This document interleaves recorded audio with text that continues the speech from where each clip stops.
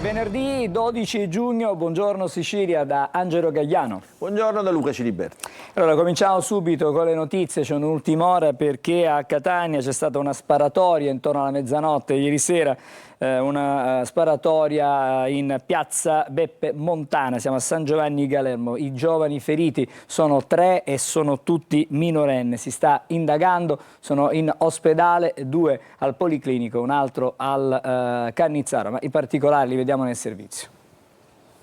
E di 3 feriti, tutti minorenni, il bilancio di una sparatoria avvenuta intorno a mezzanotte in piazza Beppe Montana a San Giovanni Galermo. A fronteggiarsi sarebbero stati un gruppetto di giovani che, per motivi ancora da chiarire, si sono ritrovati faccia a faccia, forse per un chiarimento, poi sfociato nel sangue. Non si esclude un regolamento di conti o qualche dissidio legato al mondo degli stupefacenti. Sul posto, oltre alla polizia, sono arrivate diverse ambulanze del 118, anche se la maggior parte dei feriti sono stati accompagnati in ospedale con auto private. Uno di questi sarebbe il figlio di un noto pregiudicato ritenuto figura di vertice nel mondo dello spaccio della zona di Trappeto Nord. I feriti, che non sarebbero in gravi condizioni, sono stati accompagnati al Policlinico e al Cannizzaro. Indagini sono in corso per ricostruire il movente della sparatoria e per individuare tutti i protagonisti della notte di fuoco.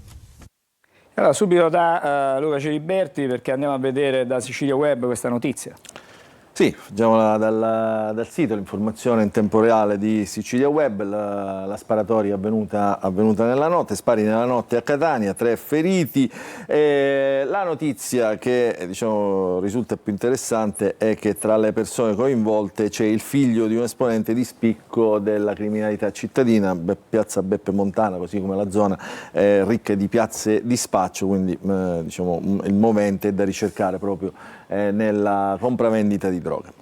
Sì, da Catania adesso andiamo a Palermo, una scorta per il presidente della società di noleggio auto destinata, ormai destinataria di 3 attentati avvenuti in pochissimo tempo. Lo ha deciso il Comitato per l'Ordine e la Sicurezza Pubblica che si è riunito ieri d'urgenza proprio a Palermo con il prefetto. I particolari in questo servizio.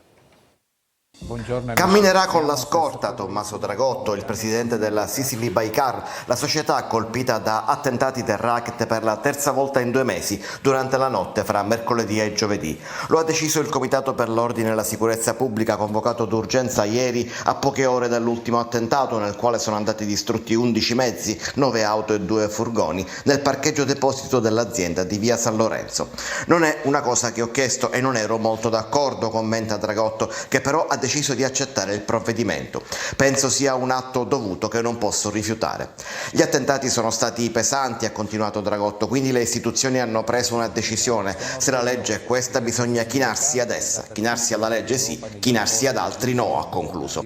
La vicenda della Sicily by Car segue dunque un iter di indagine diverso, anche se parallelo rispetto alle altre intimidazioni e danneggiamenti che ieri hanno portato a 8 fermi di indiziati di delitto per una serie di episodi da novembre 2025 ad oggi nella zona nord di Palermo. Ma la violenza e la determinazione dei danneggiamenti all'azienda di Dragotto preoccupano, anche perché lui si è pubblicamente esposto nel dire no al racket. Peraltro nel suo caso non sembrano esserci associate ai danni richieste estorsive. Prima decisione ieri del Comitato per la Sicurezza Pubblica a Palermo e lunedì ci sarà il ministro Piantedosi proprio in città. Allora, vediamo un po' dai giornali, perché è tutto legato ovviamente agli episodi di criminalità a Palermo. Vediamo la prima pagina del giornale Sicilia, primo colpo alla Palermo del racket, estorsione con tentato omicidio con l'aggravante mafiosa, principali reati contestati a 8 fermati, fra di loro i protagonisti della faida della doppia sparatoria. E qui ovviamente c'è la foto che in una delle immagini che abbiamo visto anche nel servizio della Sicily by Car con il terzo attentato. Il dubbio appunto è che l'imprenditore sia troppo preso di mira, quindi stavolta sono stati distrutti 9 auto, 2 furgoni nel deposito di San Lorenzo, l'autore è rimasto ferito, Dragotto dice serve l'esercito piazzato nei punti sensibili. La reazione dello Stato, quindi del Ministro dell'Interno, è affidata al Ministro Piantedosi, lo Stato c'è, il territorio è presidiato, confermata la presenza lunedì a Palermo. Vediamo Il ministro dice si sta indagando silenziosamente, ovviamente, come è giusto fare in questi casi. E allora ci aspettiamo chiaramente che arrivino anche altri provvedimenti dopo gli arresti di ieri a Palermo. Adesso ci occupiamo invece dell'inchiesta sugli ammanchi nei pedaggi del Consorzio Autostrade Siciliane. L'inchiesta della Procura di Termini Imerese ed ha portato a 5 provvedimenti cautelari nei confronti di altrettanti dipendenti dell'ente che sono stati anche sospesi il servizio. 5 dipendenti del Consorzio Autostrade Siciliane sono stati raggiunti da altrettanti provvedimenti cautelari emessi dalla Procura di Termini Imerese. Si tratterebbe di dipendenti che fanno riferimento al settore dell'esazione. L'inchiesta è stata avviata da una denuncia presentata nel 2025 dai vertici del Consorzio d'intesa con l'assessorato regionale delle infrastrutture e della mobilità, dopo l'emersione di presunti ammanchi che avrebbero arrecato gravi danni ai bilanci dell'ente. Gli accertamenti condotti dagli investigatori avrebbero consentito di ricostruire presunte responsabilità penali culminate nell'esecuzione delle misure cautelari disposte dall'autorità giudiziaria. Altri aspetti dell'inchiesta sono stati evidenziati dall'assessore alle infrastrutture e mobilità Alessandra Ricò, che ha sottolineato come siano stati fatti gli opportuni e necessari controlli sul numero di transiti ai caselli autostradali, dei pedaggi e degli incassi, e gli esiti dei controlli sono sfociati in un esposto all'autorità giudiziaria. Prendiamo atto con dispiacere, ha scritto l'assessore Rico, del presunto coinvolgimento di dipendenti del Consorzio e restiamo in attesa dello sviluppo delle indagini, ribadendo la piena fiducia nel lavoro della magistratura e attendiamo che siano acclarate tutte le responsabilità. Continuiamo, ha detto, a mantenere alta la vigilanza non soltanto per scongiurare il ripetersi di tali episodi, ma anche per garantire in pieno trasparenza e correttezza dei conti e per tutelare l'interesse pubblico del corretto funzionamento di un ente che fa capo alla regione siciliana. Le parole di Enrico. E sulla vicenda è stata convocata anche una conferenza stampa per questa mattina nella sede di Messina di Autostrade Siciliane. Probabilmente in quella sede ne sapremo di più di questa inchiesta, di come sono andate le cose, ma intanto vediamo dai giornali cosa possiamo sapere. Allora, qui siamo su Repubblica di Palermo, la truffa dell'autostrada, 1 milione di pedaggi sottratto dai casellanti, sono 5 i dipendenti del CAS indagati sulla Palermo-Messina, quindi la tratta, diciamo, tirrenica delle autostrade siciliane, intascavano gli incassi annotando tragitti automobilistici più brevi. Era un uomo, come si suol dire, l'uovo di Colombo, però insomma ha fruttato milioni nelle tasche di questi dipendenti infedeli. Vedete, oltre 1 milione sottratto alle casse del CAS in, tra l'altro, breve tempo, perché ricordiamo che insomma la tassa dell'autostrada è una tassa diciamo esigua. In 18 mesi sono 5 casellanti appunto che operavano tra Palermo e Messina nel territorio di competenza della Procura di Termini Imerese, che è la procura competente che sta indagando. Vedremo appunto cosa sapremo in più anche sulla gestione delle autostrade, perché questo dirà il CAS oggi. Bene, adesso invece ci occupiamo del Ponte sullo Stretto, l'inchiesta che riguarda diciamo, l'opera, che ha portato anche a 3 indagati. Uno di questi si è dimesso, si tratta di Tommaso Miele, che è presidente aggiunto della Corte dei Conti. L'ex presidente aggiunto della Corte dei Conti, Tommaso Miele, indagato nell'ambito dell'inchiesta sul Ponte sullo Stretto, ha rassegnato le proprie dimissioni dall'incarico di presidente del Collegio dei Revisori dei Conti, il CSM, e il lancio dell'agenzia ANSA di questa mattina dopo aver appreso la notizia da fonti e lo stesso CSM. Miele, secondo quanto riportano Repubblica e Corriere della Sera, aveva assunto l'incarico per il quadriennio 2025-2028 a titolo gratuito. Da marzo del 2026 il plenum aveva invece deliberato un compenso lordo di 27.000 euro l'anno. È il primo effetto di un domino destinato a proseguire, quello dell'inchiesta della Procura di Roma, che ieri ha evidenziato come i tentativi di corruzione fossero stati almeno altri 2 non andati a buon fine. Intanto la società Stretto di Messina ha voluto evidenziare come il consigliere d'amministrazione Giacomo Saccomanno non ha alcuna delega né poteri di rappresentanza della società. Peraltro, scrive l'amministratore delegato Pietro Ciucci, Saccomanno era membro designato dalla Regione Calabria e al rinnovo del CDA avvenuto lo scorso 29 aprile ferroviarie era stato sostituito. Insomma, il ponte sullo stretto continua a tenere banco. Tutto questo mentre sono sempre di più i turisti, in particolare i crocieristi che arrivano a Messina, che chiedono di andare a vedere da vicino lo stretto e il luogo dove verrà realizzato il ponte. Questa mattina a Torrefaro, in meno di mezz'ora, almeno 5 pullman hanno scaricato oltre 200 crocieristi che, tra un selfie e una fotoricordo, hanno portato con sé la cartolina dello stretto di Messina, nel punto in cui la Sicilia è più vicina alla Calabria. E adesso torniamo con Luca Ciliberti ai quotidiani regionali. Partiamo proprio dalla Gazzetta del Sud con l'apertura che è dedicata appunto ai 2 filoni d'inchiesta delle indagini sul ponte. Le indagini partite da Catanzaro lo scorso autunno sono finite nel mirino le possibili infiltrazioni di 'ndrangheta nei grandi appalti, poi è emerso delle intercettazioni il tentativo di condizionamento sui giudici e contabili. Come abbiamo sentito dal servizio, insomma, l'aggiunto Miele si è dimesso, sembra che per lui potrebbe esserci un'altra via, un'altra strada per l'ex togato.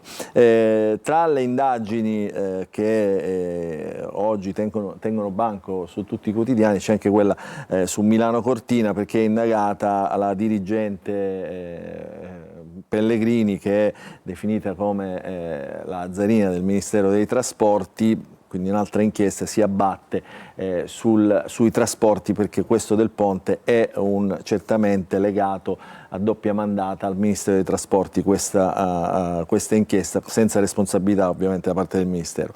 Poi andiamo a vedere le richieste di pena, siamo sempre nel messinese dell'inchiesta Nebro di 2, richieste di pene per 500 anni di carcere, richieste appunto ai PM della Procura Distrettuale Antimafia di Messina nei confronti di 58 imputati. Stiamo parlando dei processi per la mafia dei Pascoli.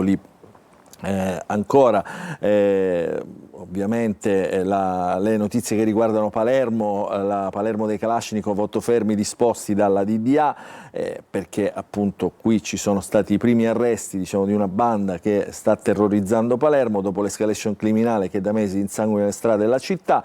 E poi una notizia che arriva da Messina: cade all'interno del Policlinico, questo troviamo tutto sulla prima pagina della Gazzetta del Sud, grave una 68enne appunto nel padiglione H1 del Policlinico, dove la donna si stava recando per visitare un parente ricoverato in uno dei reparti, quindi non è neanche un degente.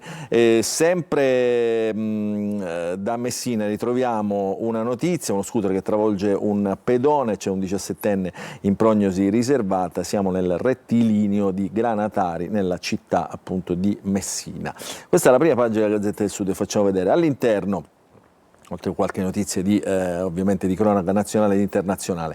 All'interno l'apertura, cioè le pagine di approfondimento della cronaca sono dedicate alle questioni che riguardano Palermo, i Kalashnikov di Cosa Nostra, dopo l'escalation fermati 8 picciotti, al centro appunto il mandamento di Tommaso Natale e San Lorenzo, dalle estorsioni con le molotov agli agguati in pieno giorno, una bambina di 13 mesi fu sfiorata dai proiettili, ora si cercano i registri. Qui emergono anche dalle indagini altre notizie diciamo inquietanti. E poi l'attacco alla Sicily by Car, la mafia del Pizzo alza il tiro, terzo attentato alla ditta Sicily by Car, la criminalità rilancia e sfida di nuovo con un nuovo rogo in una città piombata da mesi nel clima di terrore. E qui appunto abbiamo visto la scorta a Dragotto, ma soprattutto l'intervento che si attende dal Ministro dell'Interno Matteo Piantedosi.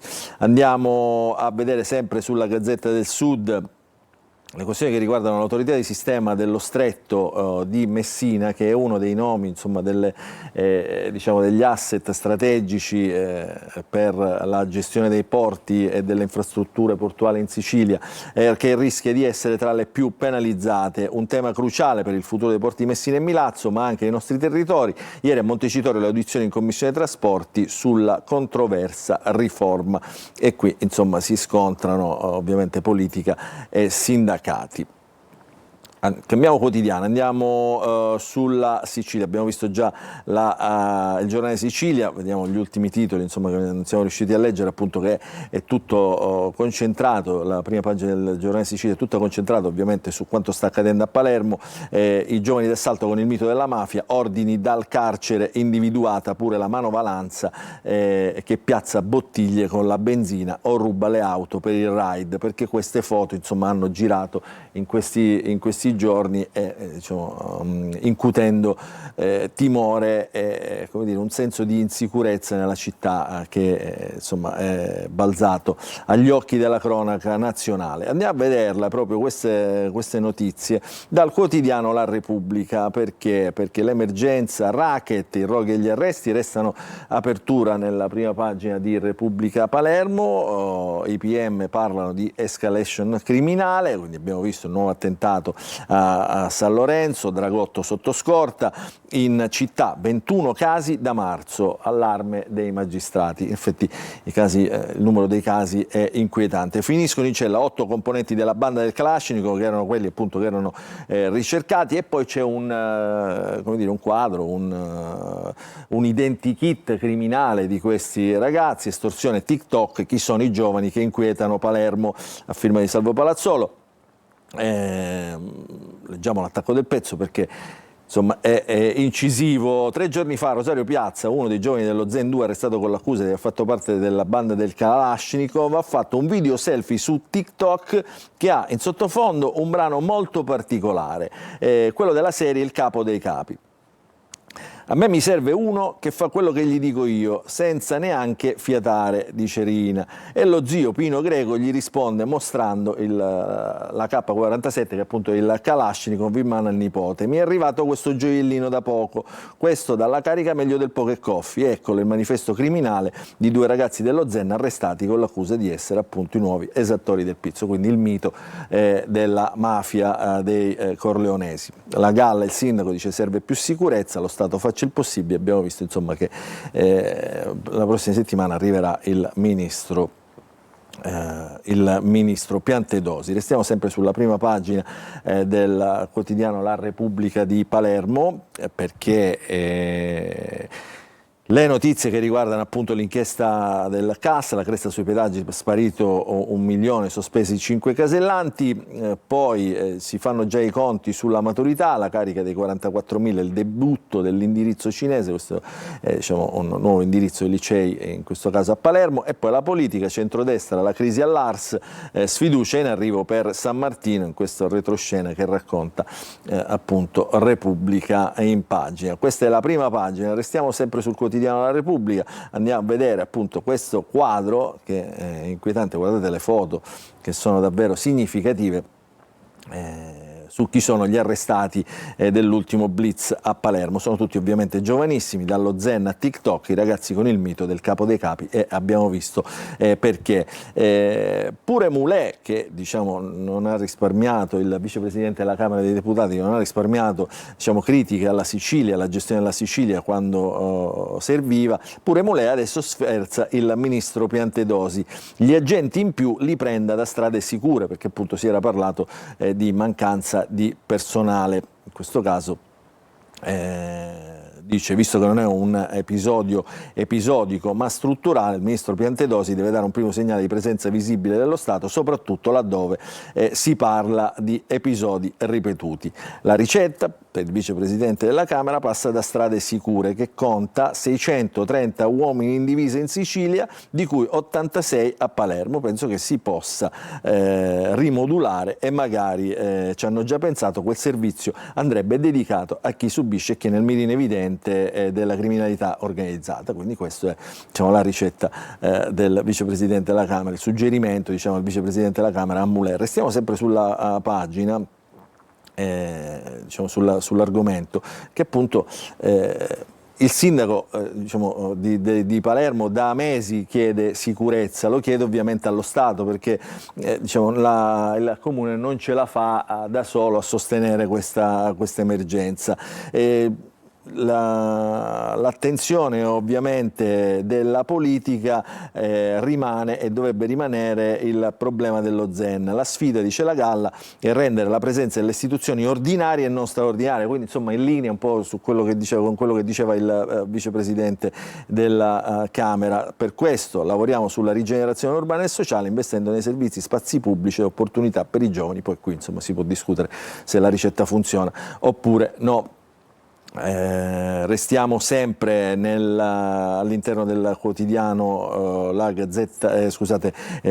Repubblica di Palermo, perché abbiamo visto in prima pagina le notizie che riguardano la politica. Il centrodestra in crisi, va in aula, scontro sul bando di San Martino, diciamo, qui è colpire la misura per colpire poi la persona. Nel mirino la misura per gli agricoltori del RAS e della Lega, mozione di sfiducia dell'opposizione, l'MPA pronta a votarla, quindi insomma questo fa capire che clima teso si respira in aula a Palermo. Ancora, prima di chiudere questa prima parte della rassegna stampa, vediamo la Sicilia, eccolo qua, la Sicilia di Catania, che diciamo, apre con un po' di notizie di cronaca nazionale e internazionale. Ovviamente lo vedremo anche più avanti nella rassegna stampa con i quotidiani nazionali. Ieri si sono aperti i mondiali di calcio, cerimonia di inaugurazione, il mondo nel pallone è ovviamente un titolo che troveremo su tutti i quotidiani, ne parleremo dopo. E poi sempre per quanto riguarda la cronaca internazionale, il conflitto, le trattative, le mediazioni per la pace tra Iran e Stati Uniti, ci siamo, a breve l'intesa. La Meloni ieri, insomma, che ha parlato in aula, anche queste dichiarazioni le vedremo più avanti nella rassegna stampa nazionale. Restiamo nelle notizie che riguardano la Sicilia, la banda del Pizzo che diciamo, ha portato l'inchiesta sulla banda del Pizzo che ha portato 8 arresti. Dice ma la Sicilia non è finita, perché al centro dell'inchiesta appunto e dell'azione degli investigatori ci sono appunto altre persone, insomma si stanno muovendo, perché si suppone che ci sia una regia unica di questa banda che ancora non è stata sgominata. Poi abbiamo visto le altre notizie, la cresta sui pedaggi del CAS e Miele che lascia il CSM, la Corte dei Conti, nomine divisive. Entriamo dentro per vedere le pagine delle due province principali, Palermo, Kalashnikov e incendi. Vedete, oggi il racconto ovviamente è tutto su questo, perché da mesi si cercavano questi responsabili, finalmente arrestati, le intimidazioni non si fermano, sgominata parte della banda, colpita ancora una volta la Sicily Bycar. Poi Dragotto che dice che non voleva la scorta, insomma necessaria in questo caso, il prefetto che dice c'è ancora molto lavoro da fare, e le istituzioni che dicono è la dimostrazione con questi arresti che lo Stato c'è. Poi però diciamo, parliamo anche del piano del mare che è pronto, e questo diciamo, ha stabilito in qualche modo il Comune, ma per i bandi la strada è lunga, e qui rientra la vicenda Mondello di cui abbiamo parlato abbondantemente nei giorni scorsi. Andiamo invece su Catania, canale Arci, altre polemiche per un rivolo lasciato aperto. Siamo in Viale Kennedy, alla Playa, residenti e balneari si oppongono con una diffida alla sidra. Questa è l'apertura della pagina di Catania. Poi tante notizie che riguardano ovviamente la città e la provincia. Rinnovato l'osservatorio contro le devianze in prefettura, Catania, la via Grottamagna che riaprirà a fine anno, e poi notizie che arrivano appunto dalla provincia, da Cireale, Valverde e Bronte, queste messe in prima pagina. E poi la bonifica, dopo la battaglia in piazza Rosolino Pilo tra gli studenti e la polizia, a colpi di vernice, ieri e oggi polizia e bonifica con idropulitrice e mezzi meccanici. Speriamo che questo sia l'ultimo, il primo e l'ultimo di questi gesti, diciamo, sconsiderati, diciamo così. Grazie Luca, fra poco torniamo da te perché abbiamo da leggere anche i quotidiani nazionali. Intanto possiamo vedere anche la viabilità. Siamo alla Tondo Gioieni e la situazione è abbastanza scorrevole, non ci sono, almeno da queste immagini dall'alto, situazioni di criticità particolari. La stessa situazione grosso modo la ritroviamo infatti anche in via Vincenzo Giuffrida. È evidente che evidentemente la chiusura delle scuole porta a far respirare la viabilità della città di Catania in questo caso, ma di tutte le città. Sulla circonvallazione però nella parte bassa, su via Lodorico da Pordenone, c'è ancora comunque qualche fila che potrebbe anche essere legata a dei semafori pedonali. Possiamo vedere anche le immagini.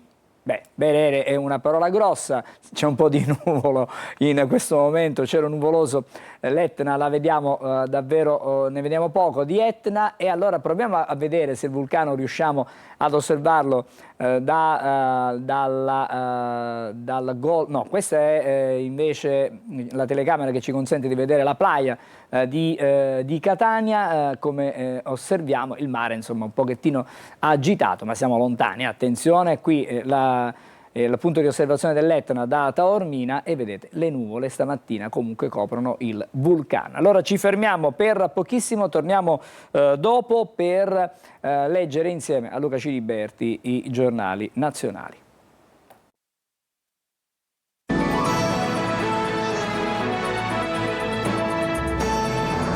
E allora è il momento di andare a leggere i quotidiani nazionali con Luca. Grazie Angelo. Allora andiamo a vedere un po' di notizie, come abbiamo già anticipato in qualche modo leggendo i quotidiani regionali. Il racconto certamente è sulla politica e sulla diplomazia internazionale per portare la pace verso il Medio Oriente. Trump dice che è fatta, e poi ovviamente sull'apertura dei campionati di calcio, anche qui questa competizione che in qualche modo dovrebbe unire nel segno dello sport si svolge tra l'altro negli Stati Uniti in un periodo di maggiore e di altissima tensione e di conflitti, soprattutto dove gli Stati Uniti sono partecipi. Allora andiamo a vedere il Corriere della Sera, prima notizia, Trump minaccia e poi ferma il raid e annuncia accordo vicino, la firma nel weekend. Di cosa stiamo parlando? Della tregua in Medio Oriente, in Iran. Allora andiamo a vedere, Trump prima di portare l'attacco finale all'Iran e di prendersi l'isola di Karg e il petrolio, poi innesta la retromarcia, ferma i raid perché l'accordo, così fa 39 volte che lo annuncia, non risparmia critiche il Corriere, sarebbe ormai fatto, e questa volta Teheran sembra confermare. Hanno accettato il nostro testo, probabile l'ok, la firma forse in Europa già nel fine settimana. Questo ovviamente sbloccherebbe tutta una serie di questioni legate all'economia e all'energia.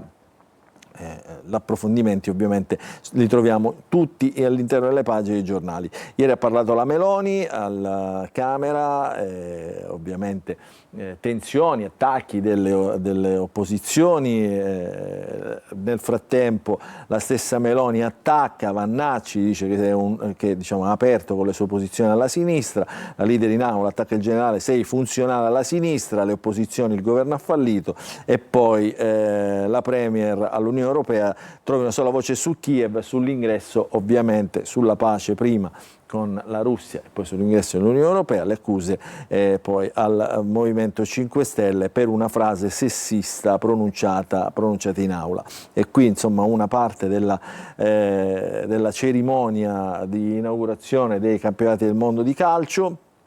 La partita di inaugurazione appunto in Messico, qui l'inno di Shakira, ci sono polemiche anche perché secondo qualcuno la Rai avrebbe oscurato in parte questa cerimonia per trasmettere il TG1. Poi ieri incidente che ha suscitato insomma, qualche preoccupazione per Silvio Berlusconi, il SUV colpito da un'auto, lui dice sto bene, sono vivo per miracolo, si appella ovviamente a chi lo ha guardato da lassù. E poi una notizia che fa storcere il naso un po' all'opinione pubblica: Travorse uccise il suo scippatore con un SUV, notizia è accaduta a Viareggio, la donna è stata condannata a 18 anni di carcere.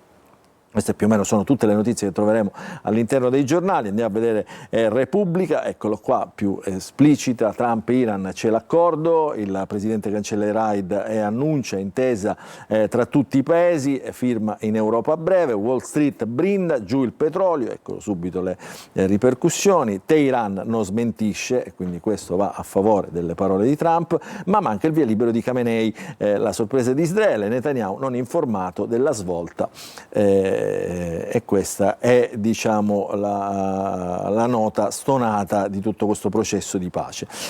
Sempre la Meloni, inviato dell'Unione Europea per Kiev, e poi in aula attacca Vannacci. Ha colpito più questa storia dell'attacco a Vannacci, che non è neanche, diciamo, deputato alla Camera, che altre cose e altre frasi dette, insomma, soprattutto sul debito, sull'Unione Europea, sulle posizioni, insomma, del Paese e le tassazioni. Insomma, questo è il racconto di Repubblica. La Stampa, il mondo in gioco, e qui l'apertura dei campionati del mondo.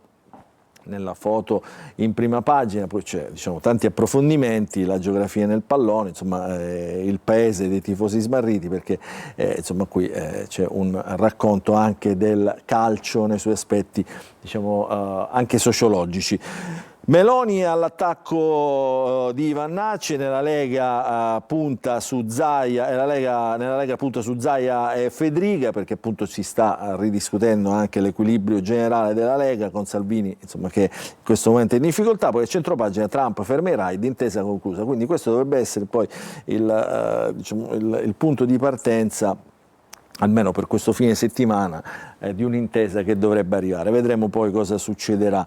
Donald, infatti, nel commento, nel labirinto della scelta decisiva. Andiamo a altri quotidiani, il quotidiano Avvenire, la dignità dei migranti. Qui il quotidiano dei Vescovi ricorda, insomma, il gesto del Papa, che ha lanciato una corona di fiori mentre si trovava alle Canarie, proprio in ricordo dei migranti. Papa che arriverà, lo ricordiamo, a Lampedusa il 4 luglio, sempre in questo segno, in questa missione del racconto, diciamo, della sensibilizzazione al tema delle migrazioni, e sprona l'Europa ad accogliere e integrare, infatti, in vigore il nuovo regolamento dell'Unione Europea. Per chi riesce ad arrivare, più difficoltà e maggiore probabilità di espulsione. Poi l'intesa annunciata da Trump con una tregua sull'Iran, e anche sul quotidiano Avvenire troviamo il mondiale globale e l'illusione dei piccoli.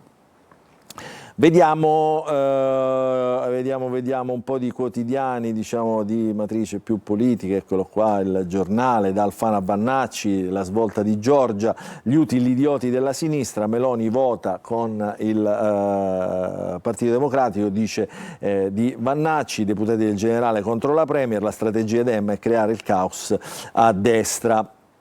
Ancora che Trump ferma il raid, e poi Berlusconi, padre e leader, le sue idee vivono. Oggi dovrebbe essere la ricorrenza dei 3 anni di scomparsa di Silvio Berlusconi, quindi molti giornali lo ricordano. Andiamo a vedere Libero, delirio alla Camera quando Grillino fa rima con cretino, la vergogna dell'onorevole Silvestri. Eccola qua la frase scandalo pronunciata dal deputato Grillino, ha detto praticamente a Giorgia Meloni: sei una leader con le ginocchiere, e le femministe del campo largo neanche prendono le distanze. Giorgia critica l'Unione Europea, burocrati non rendono conto a nessuno. L'attacco al generale Vannacci, sempre da parte di Giorgia Meloni, che dice vota con Fratoianni, rischia di arruolarsi tra gli utili idioti della sinistra. Questo è il commento, diciamo, che troviamo tra le pagine di Libero. E poi magistrati, vedete, sul ponte accerchiano Salvini. Questa è la lettura, diciamo, in generale più ampia diciamo, di quanto sta accadendo sulle inchieste del ponte. Vediamo l'ultimo quotidiano, andiamo sul Fatto Quotidiano, piove sul Salvini, guai in serie, i PM attaccano intorno a lui e Vannacci spopola, quindi Pellegrini, eccola qua la Zarina, diciamo, braccio destro al MIT, indagata sulla cabinovia a Cortina, e poi invece il generale Vannacci messo in primo piano perché sta continuando a riscuotere consensi. A te la linea. Grazie Luca. Fra poco i primi ospiti della nostra mattinata. Intanto con Luca Ciriberti ci ritroviamo nel corso della mattinata per altre notizie dai quotidiani. Una breve sosta, c'è meteo, anzi no, c'è la pubblicità e poi il primo ospite della mattinata.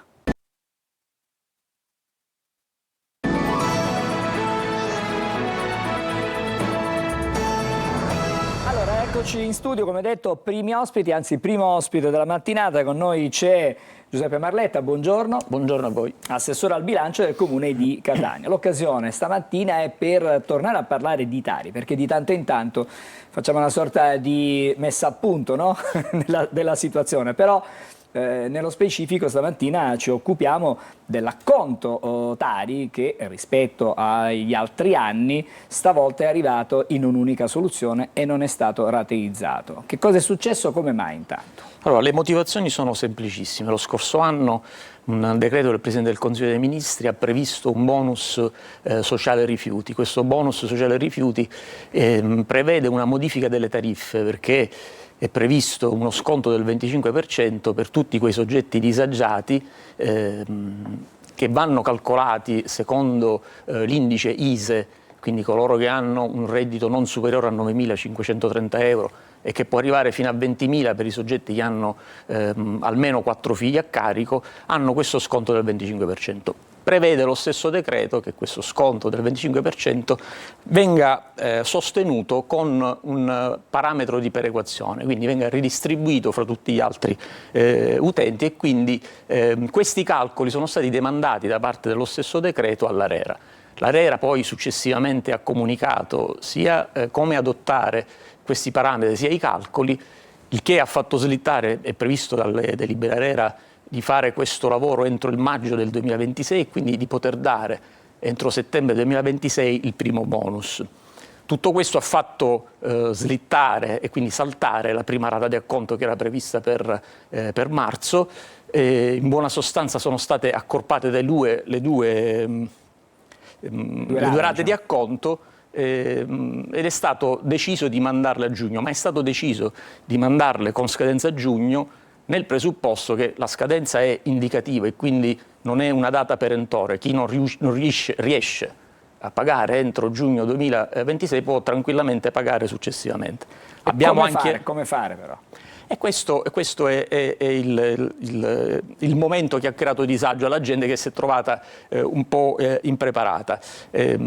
Basta andare presso gli uffici tributi, quindi a Piazza Duomo a Catania, oppure anche attraverso una mail. Noi abbiamo fatto un comunicato dove abbiamo inserito anche la mail del responsabile del servizio, che è agata.gelsomino@comune.catania.it, mandare una mail e ottenere le rate. Abbiamo previsto anche di più, proprio perché abbiamo compreso il disagio che può essere stato recato agli utenti.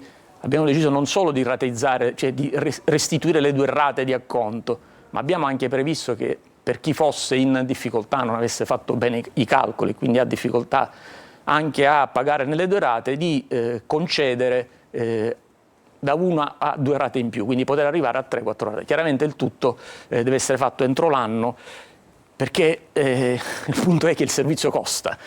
Quindi già non poter aver mandato la prima rata di acconto ha comportato per le casse del comune un esborso che non ha previsto neanche in minima parte un rientro, e quindi diciamo gioco forza siamo stati costretti a mandare in un'unica soluzione le 2 rate di acconto. Allora, assodato che c'è stato un problema derivante proprio da questo provvedimento dello scorso anno e poi si è attesa anche l'ARERA che definisse le modalità per questo rimborso del bonus sociale dedicato ai rifiuti, il tema della Tari a Catania è sempre di grande attualità, nel senso che risulta sempre essere tra le più alte d'Italia, se non la più alta d'Italia, e c'è ancora una gran parte, una fetta importante di contribuenti che non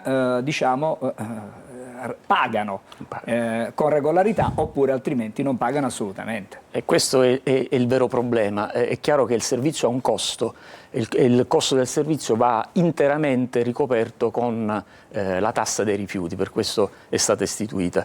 Il Comune di Catania paga circa 110 milioni di euro per lo smaltimento, il conferimento in discarica e quant'altro, tutto quello che riguarda la raccolta della spazzatura. E questi 110 milioni di euro dovrebbero essere tecnicamente pagati proprio con la tassa che viene ridistribuita su tutti gli utenti.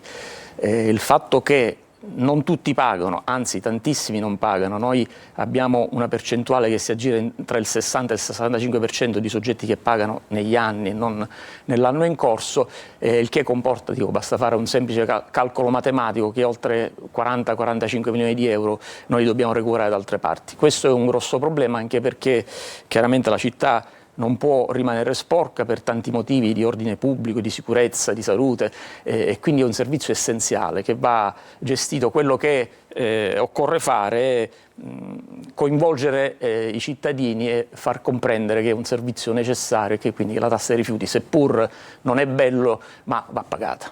Ma molti di questi cittadini, cioè i cittadini, quelli che sono in regola, che pagano regolarmente la tassa, si sentono in qualche modo tartassati. Ecco, questo è quello che probabilmente fa scattare la polemica, la discussione, le mail che sono arrivate in redazione, perché a fronte di una tassa che è abbastanza, diciamo, importante per il bilancio poi di una famiglia, probabilmente i servizi che si ricevono, e comunque la città stessa non è pulita come si spererebbe rispetto a quello che è il pagamento della tassa. La responsabilità è di quella fetta, sempre di quella fetta.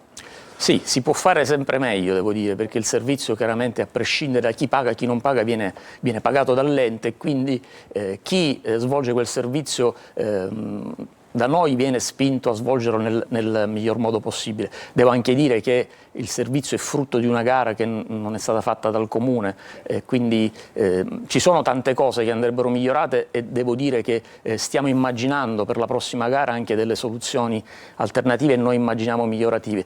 Purtroppo oggi è così, chi paga non vede il servizio così come realmente vorrebbe averlo, e vede una tariffa alta proprio perché tantissima gente non paga, e quindi è costretta a sopperire anche alle mancanze degli altri cittadini. Assessore, lei ha un assessorato particolarmente complicato e delicato, che è quello del bilancio del Comune di Catania, un bilancio che è sempre un po' in difficoltà, considerato che la città di Catania non è uscito da quello che era il default, cioè praticamente è ancora in sofferenza, continua a non avere le risorse disponibili da mettere poi a bilancio. Sì, io dico sempre che il momento del dissesto, che è stato superato, come è stato detto più volte, nel luglio dello scorso anno, non era il momento peggiore. Il momento peggiore che gli enti che passano un dissesto devono affrontare è quello proprio successivo al dissesto, perché in parole semplicissime è accaduto che quando la commissione liquidatrice ha portato a termine il suo lavoro e quindi ha rendicontato quella che era la situazione passiva del dissesto, ha retrocesso all'ente e quindi nel bilancio ordinario tutti i debiti che non sono stati pagati. Adesso questi debiti li affrontiamo noi, tant'è vero che noi abbiamo approvato l'ultimo rendiconto 2023 prima della chiusura del dissesto in positivo. Il primo rendiconto successivo al dissesto invece già prevede un disavanzo che noi abbiamo dovuto immaginare e di fatto ricoprire con i bilanci successivi. La fase più complicata è questa, credo che la città debba avere pazienza ancora per 1 o 2 anni, dopodiché noi immaginiamo che si possa finalmente ritornare in bonis e avere un percorso che ci consenta anche di gestire con più serenità le entrate e quindi le spese dell'ente. Prima di salutarci vorrei tornare di nuovo alla Tari e tornare su quello che lei ha definito il vero problema, cioè il mancato pagamento della tassa di una fetta importante di cittadini, di residenti sulla città di Catania. Esistono delle strategie, state seguendo delle strategie per cercare di riportare dentro queste persone, perché molto spesso sono persone che sono assolutamente sconosciute.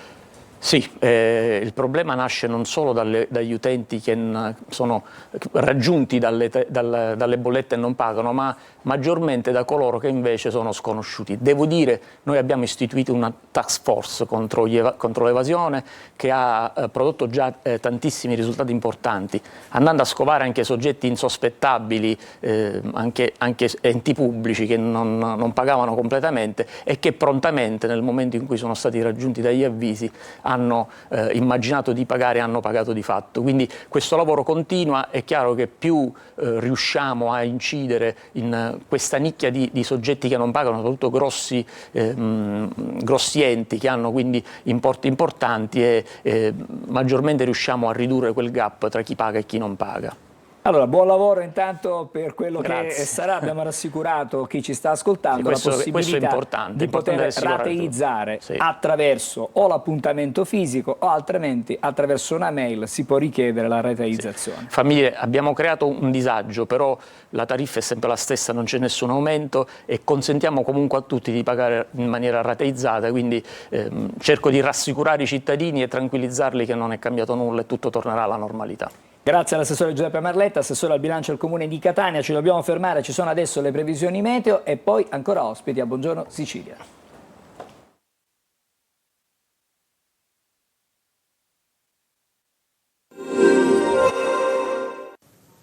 Un saluto e ben ritrovati da Daniele Berlusconi di Trebi Meteo. Nella giornata di venerdì il fronte si allontana verso Levante, avremo tempo in prevalenza soleggiato sull'Italia, eccetto per dare variabilità al sud, specialmente sul versante ionico, con qualche piovasco in Calabria. Anche in Sicilia avremo un po' di nuvolosità, in particolare sul versante tirrenico e su quello ionico, ma non sono attesi fenomeni di rilievo. Un po' di vento da nord in rinforzo, con mare mosso, localmente molto mosso il Mar di Sicilia, e temperature in diminuzione. Staremo al di sotto dei 30 gradi nei valori massimi. A seguire, nel corso del weekend, rinforza poi l'anticiclone da ovest.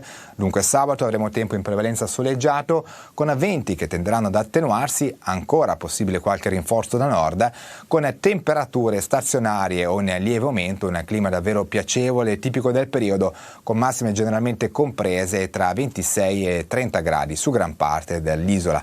È tutto, maggiori dettagli sull'app di Trebi Meteo. Allora, torniamo in studio, come annunciato, sono altri ospiti e alla mia sinistra ho Anna Strano, buongiorno. Buongiorno. È la direttrice del Centro Psicosintesi di Catania, accanto c'è il vice direttore del Centro Psicosintesi di Catania, così leggo io dalle note. Ex presidente. Ex presidente, oggi vicepresidente, Sergio Guarino, buongiorno. Allora, parliamo di psicosintesi. Per farci capire da casa, per chi ci sta ascoltando, per chi ci sta seguendo, cos'è la psicosintesi? La psicosintesi è tante cose in effetti, che nasce come corrente psicologica umanistica, però oltre all'aspetto diciamo più classico della terapia si rivolge soprattutto alle persone sane come possibilità di aumentare il potenziale umano e quindi i talenti, la possibilità di migliorare e quindi rendere più efficace la propria vita, quindi vivere una vita più felice. Una vita più felice in questo periodo è complicato davvero. Quest'anno il centro catanese festeggia 50 anni, che è un traguardo importante. Sì, 50 anni. 50 anni sono mezzo secolo. 50 anni e l'istituto ne compie 100. Quindi c'è anche questa interessante coincidenza. 50 anni, il centro è stato fondato da Sergio Bartoli, che è stato anche il mio docente. Diciamo che abbiamo fatto tanto, credo, per Catania in questi anni, perché veramente tanta gente si è formata attraverso il nostro centro e l'istituto di psicosintesi. Siamo stati sempre circa mediamente 1 migliaio di persone, però 1 migliaio di persone che si alternano ovviamente, tranne i docenti, diciamo. Le persone che vengono sono state tante, che sono venute sono state tante, e abbiamo, credo, dato un buon impulso a vedere la vita in una maniera, vedere i problemi più come una prova che non come un danno. Questo credo che sia una cosa molto importante, delle prove che in realtà ci rafforzano. Questo è un passaggio importante, fra un poco ci torniamo su questo.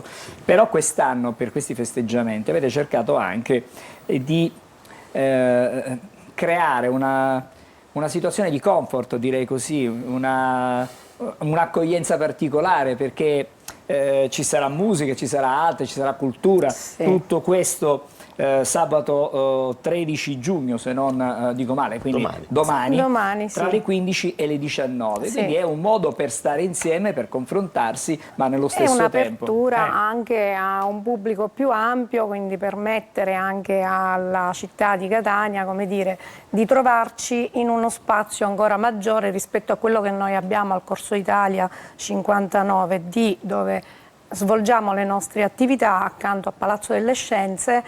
Ci siamo presi questo spazio importante in cui parleremo anche delle esperienze che i nostri soci fanno all'interno di questo metodo, di questo sistema. Perché, scusi, non si preoccupi, può capitare. Esatto. Arte, cultura e musica, perché anche la creatività è uno degli elementi importanti che viene man mano in qualche maniera riportato alla luce, perché in ognuno di noi c'è questo elemento, magari per alcuni viene sviluppato, per altri viene un po' trascurato per motivi, diciamo, di schemi sociali, di comportamenti e quant'altro. Ma anche di interessi, perché magari ci portano lontano da quello che noi abbiamo dentro e che non riusciamo in qualche modo anche a fare venire fuori. Per questo è anche importante questo confronto, questa analisi, fra virgolette, diciamo, in questa sede. Stamattina non facciamo certamente analisi, però è una sorta di esame interiore, una riscoperta di quello che ognuno di noi ha dentro, che magari per la vita così, diciamo, tormentata e veloce che si fa, non si riesce magari a focalizzare, ad analizzare. Sì, infatti, diciamo, la vita moderna ci porta soprattutto a vivere esteriormente, e noi facciamo proprio il lavoro di far riprendere e far ricercare quello che siamo da un punto di vista essenziale.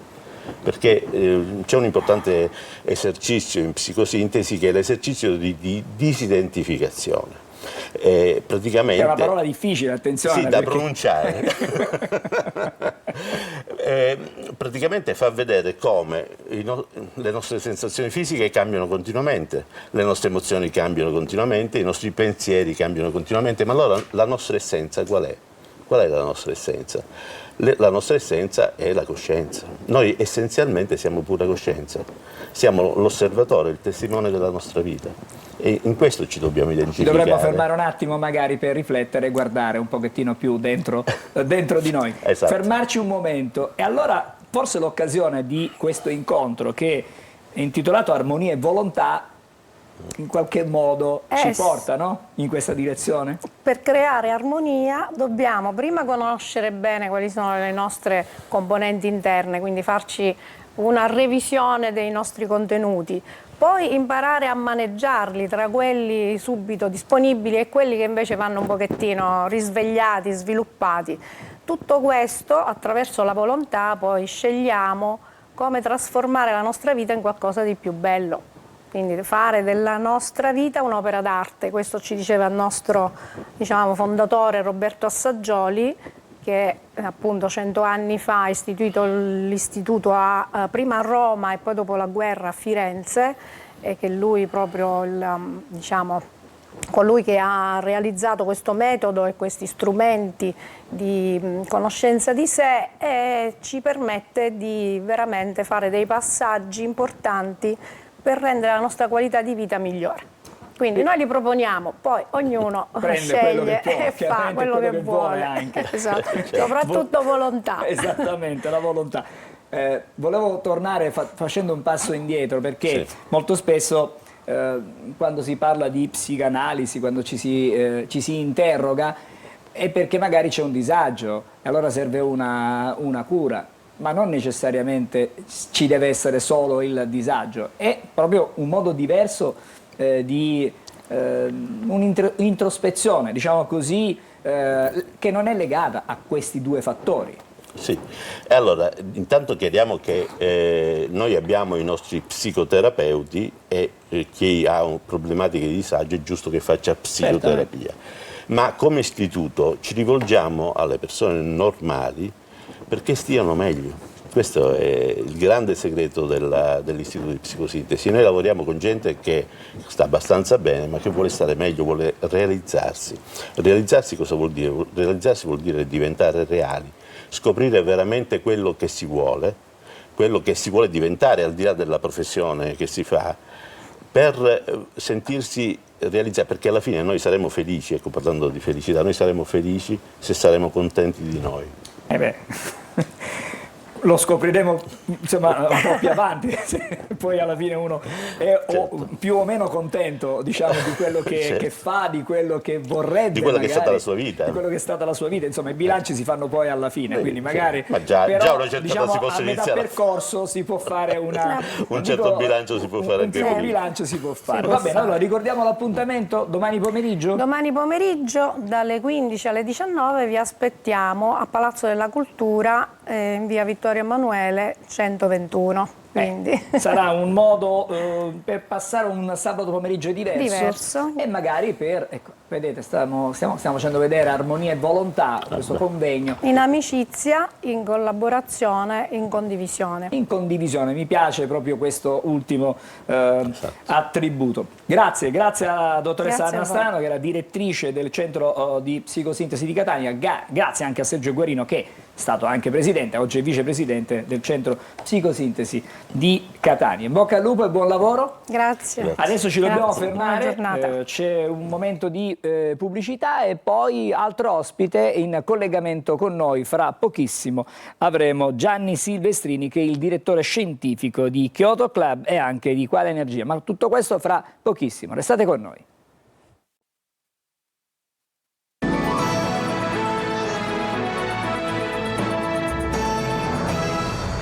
Bentornati a Buongiorno Sicilia, adesso ci colleghiamo con Gianni Silvestrini. Buongiorno dottore. Buongiorno a voi. È il direttore scientifico di Kyoto Club, ma anche di Quale Energia. Parliamo di Sicilia Carbon Free.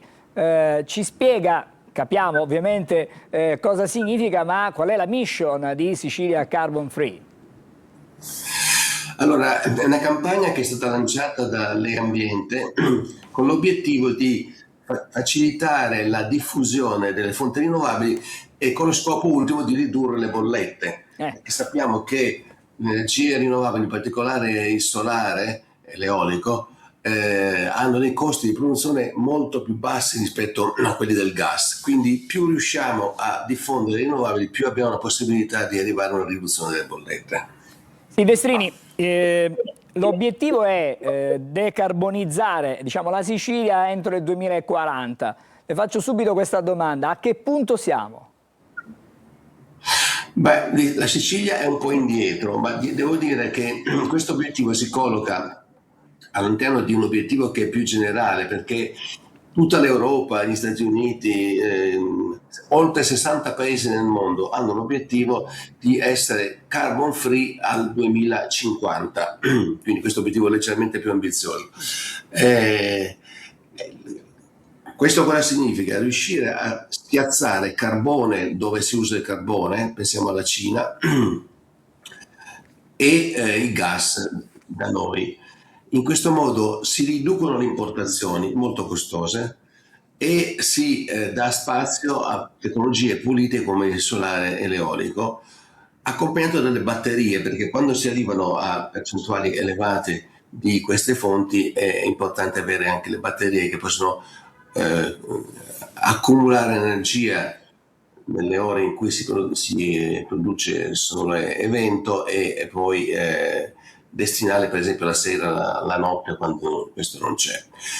La vera sfida nei prossimi anni è proprio quella di accompagnare la forte crescita delle rinnovabili con una crescita dei sistemi di accumulo. Allora, lo scorso martedì vi siete incontrati per fare, diciamo, il punto per diciamo, fare certamente il bilancio, diciamo così, a che punto siamo. E allora io le dico, a che punto siamo?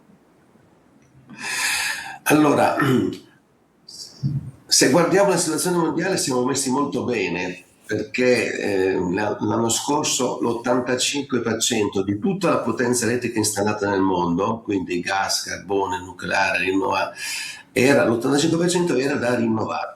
Cioè noi siamo in presenza di una onda lunga che riguarda tutti i paesi, qualcuno va più avanti, un altro più indietro. In Europa ci sono dei paesi che sono al 60% di produzione da elettricità rinnovabile, al 90% come la Danimarca, l'Italia è al 41%, quindi noi siamo un po' in ritardo. È un peccato perché una crescita ampia delle rinnovabili consente di spiazzare il gas e quindi di ridurre le bollette elettriche. Questo sarebbe diciamo importantissimo, considerato che le bollette sono sempre più salate. Allora, l'edizione di quest'anno diciamo, collega la transizione energetica alla tutela anche dell'ambiente, ma anche alla pace e alla giustizia sociale. Ci dice in poche parole questi ultimi due aspetti? Certo, ma siamo in mezzo a una guerra. La guerra sta aumentando, facendo aumentare il prezzo del gas e del petrolio e quindi dei fertilizzanti, e quindi aumentano tutte le spese dei cittadini. Quindi la pace è un obiettivo assolutamente da perseguire, che peraltro i due ultimi papi hanno sottolineato con grande fermezza. Quindi per raggiungere questi obiettivi bisogna assolutamente stimolare la produzione di rinnovabili e aumentare l'efficienza energetica, passare alla mobilità elettrica. Ricordiamo che la Cina ormai il 60% delle auto vendute sono elettriche.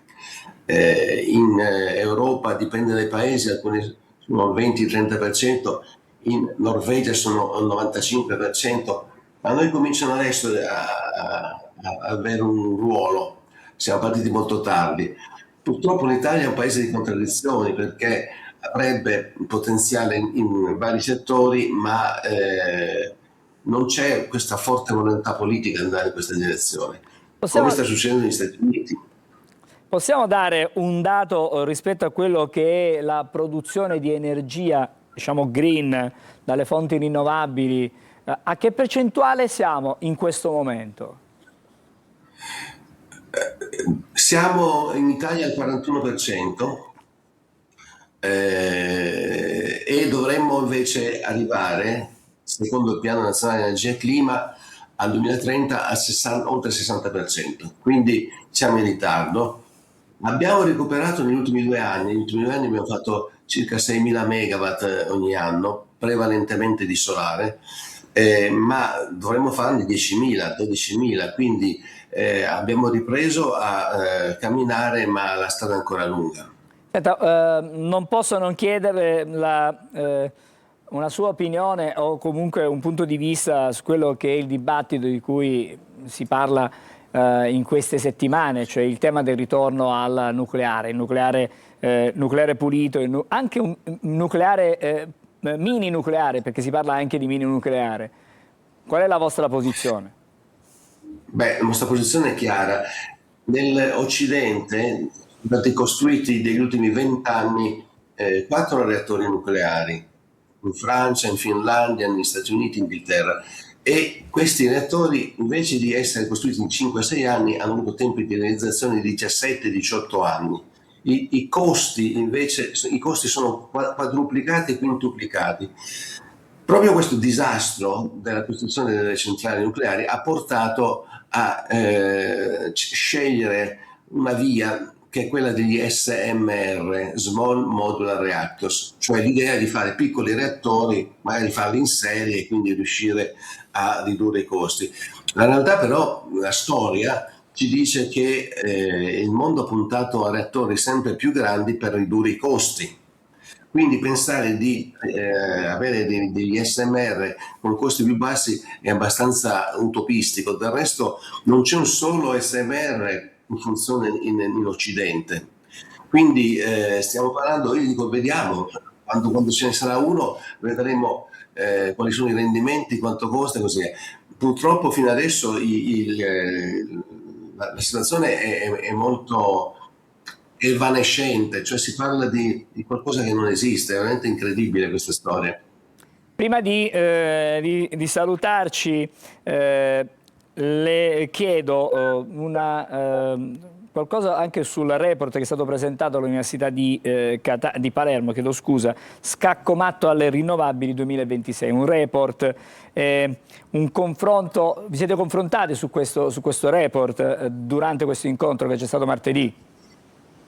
Assolutamente, questo è un problema molto serio, nel senso che c'è questa assurdità di avere a disposizione, parliamo dell'Italia, dell'Europa, delle tecnologie estremamente efficienti che possono ridurre il costo delle bollette. Pensiamo al Portogallo, la Spagna, che negli ultimi, ma anche il Portogallo, ma la Spagna negli ultimi 5 anni ha aumentato moltissimo la quota dei rinnovabili e ha ridotto il prezzo che deriva dalla produzione elettrica del 40%. Noi siamo invece ancora bloccati, quindi questo rapporto fa l'esame proprio delle situazioni più incredibili in cui si sono bloccati gli impianti già autorizzati, peraltro, perché questo è un altro tema importante. Non basta avere tecnologia a basso costo, bisogna avere anche consenso sociale e quindi è molto importante lavorare in questa direzione. Per esempio le comunità energetiche sono nate su spinta dell'Europa proprio con l'idea di coinvolgere tutta la collettività, in modo che tutti i cittadini di un comune, di una città, si sentono protagonisti della transizione, ne abbiano dei benefici. Questo è molto fondamentale. Direi che è importantissimo quello che ci ha detto, grazie a Gianni Silvestrini che è il direttore scientifico di Kyoto Club, ma anche Quale Energia. Grazie per il suo contributo stamattina a Buongiorno Sicilia, buon lavoro. Adesso ci fermiamo, ma per pochissimi istanti. C'è la sigla dell'oroscopo, siamo nel fine settimana e allora fra poco vedremo e parleremo con Marco Amato.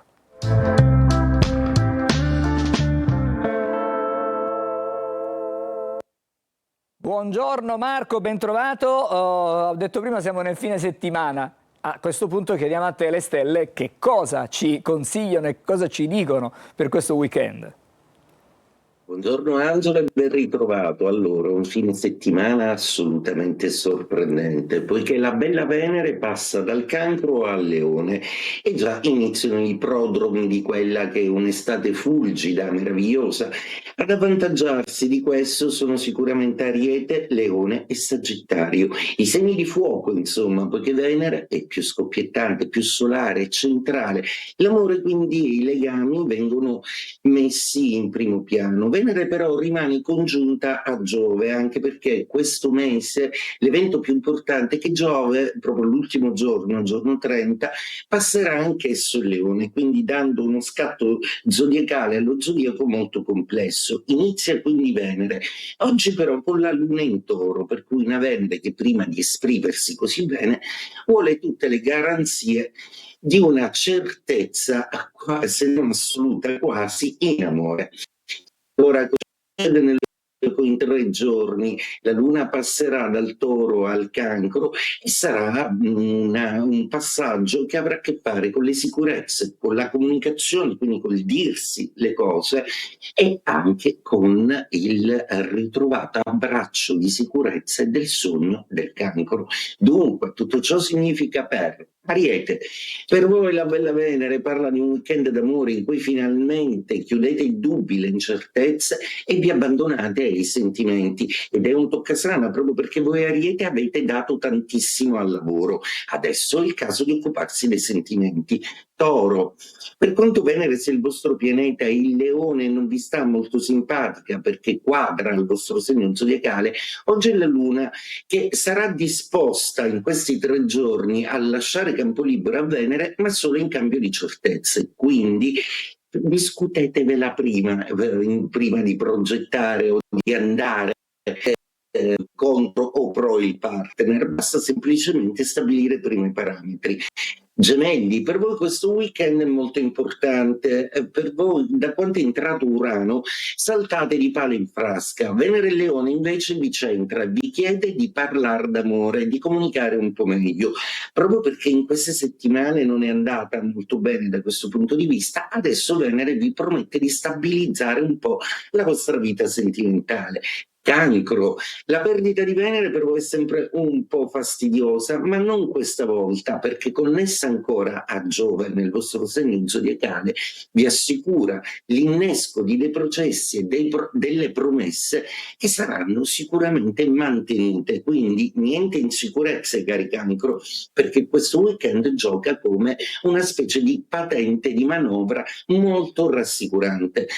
Leone, i protagonisti di questo weekend, arriva la bella Venere nel segno del Sole, quindi tutto si accende di una nuova vita, i leoni tornano a sorridere, tornano anche a essere un pochino più nati e vincenti, e in ogni caso fanno valere la loro voce con amore, però senza per forza dover ruggire. Vergine, i sussurri di Venere cominceranno tutto questo mese a fare maturare la vostra storia d'amore in maniera tale che si addivenga ad un compromesso costruttivo, e questo accadrà. La luna sarà splendida oggi e domani, un po' meno in domenica, perché striderà un po' in Gemelli, non troverete il dialogo che vorrete. Bilancia, ottimo per voi questo weekend, Venere è il vostro pianeta, arriva il Leone, diventa compatibile e la luna finalmente dinamizza tutto, quindi questa è stata l'ultima settimana pesante per voi Bilancia. Scorpione, Luna e Marte oggi vi fanno proprio impazzire e la bella Venere sarà in quadratura,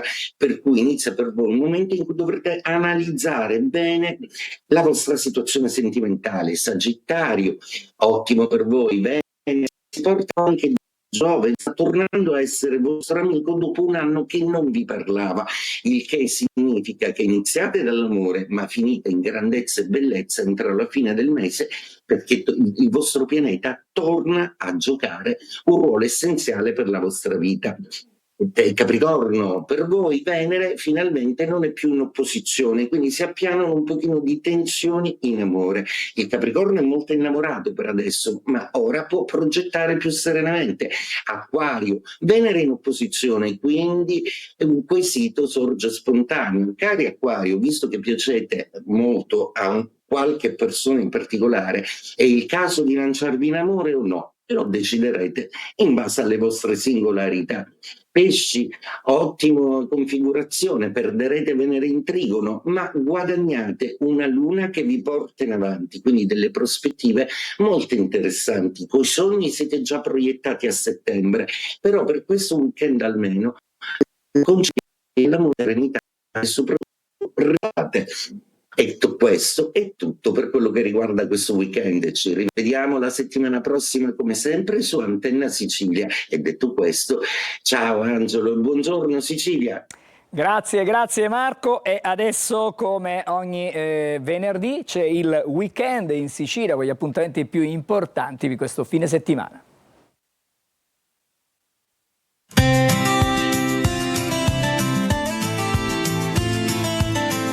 Weekend in Sicilia, tutto il meglio degli eventi, da non perdere.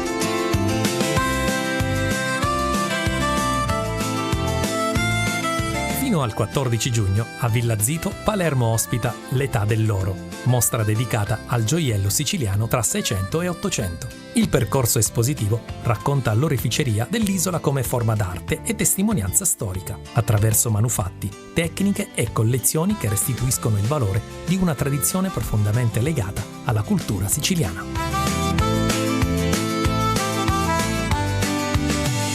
Sulla costa dei Ciclopi, Aci Trezza celebra dal 12 al 14 giugno la sagra del pesce spada. Il borgo marinaro torna a mettere al centro uno dei prodotti più riconoscibili della sua cucina, in un fine settimana che richiama il rapporto con il mare, la pesca e la tradizione gastronomica del territorio. La Sicilia interna è protagonista a Troina, dove il 13 e il 14 giugno si svolge la sagra della Vastedda cu Sambuco. La focaccia, preparata con i fiori di sambuco, racconta una tradizione antica del paese, legata alla cucina popolare, alle ricette tramandate, all'identità gastronomica del territorio ennese. Domenica 14 giugno Oliveri ospita La Bollita del Tonno. Appuntamento che richiama la memoria marinara del borgo e la cultura del pesce nella cucina locale. Il tonno diventa il filo conduttore di una giornata dedicata ai sapori del mare e al racconto di una tradizione che appartiene alla storia della comunità. La ciliegia è al centro della festa di Chiusa Sclafani, in programma per domenica 14 giugno. Il paese palermitano valorizza uno dei prodotti simbolo del territorio, con una giornata che unisce agricoltura, sapori locali e tradizione, confermando il legame tra la comunità e una coltivazione storicamente radicata nella zona.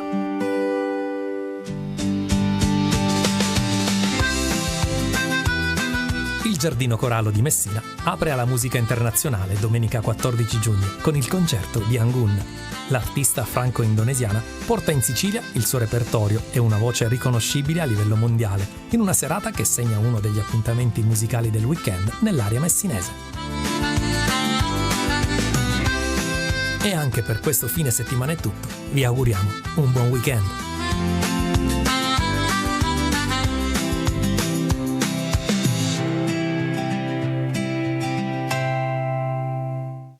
E prima di salutarci, un altro passaggio in postazione rassegna stampa con Luca Ciliberti. Allora, un po' di notizie di cronaca che troviamo sui quotidiani nazionali. Allora, 3 anni fa il mistero di Cata, la bimba scomparsa a Firenze, il quotidiano Corriere della Sera la ricorda oggi, insomma, ripercorrendo anche un po' la vicenda che ha tenuto, diciamo così, con grande attenzione tutta Italia davanti al televisore. Mistero di Cata sparita all'ex hotel occupato, nuove ricerche nei video, dalla pista della droga al racket degli alloggi. L'inchiesta un punto fermo, la famiglia ovviamente dice non ci arrendiamo, sembra un po', potrebbe diventare un po' un nuovo caso Denise, qualcuno l'ha paragonato a questo. Poi abbiamo visto l'incidente a Pier Silvio Berlusconi, poteva essere una tragedia ma lassù qualcuno ha fatto un miracolo, questo l'ha detto lui, diciamo salvo grazie agli airbag, l'altro il miracolo l'ha fatta la tecnologia. Poi la festa in ricordo di papà, e a proposito stasera, se diciamo dopo la partita del campionato mondiale ci sarà anche uno speciale per ricordare Silvio Berlusconi. L'ultima prima pagina di oggi la vediamo, è questa, l'Espresso che oggi esce con questa prima pagina diciamo che ricorda un grande film degli anni 60, La Stangata. Altro che aiuti nei prossimi mesi, rischiamo di pagare il regalo del governo alle concessionarie della rete elettrica, la proroga ventennale ai gestori prevede investimenti e un canone, tutto a carico dei contribuenti. E qui la foto della Stangata con Paul Newman e Robert Redford, insomma, in primo piano. Grazie a te Luca, ci fermiamo qui con Buongiorno Sicilia, ringraziamo in regia Gaetano Marano, Roberto Stramondo e anche Massimo Ceraulo che si è occupato dell'audio, mentre ringraziamo anche Gaetano Iudica, in redazione oggi c'è stato Tonino De Mana, per i testi, per i contenuti Edoardo Sergi e Carla Previtera. A tutti voi un buon fine settimana, ci ritroviamo lunedì.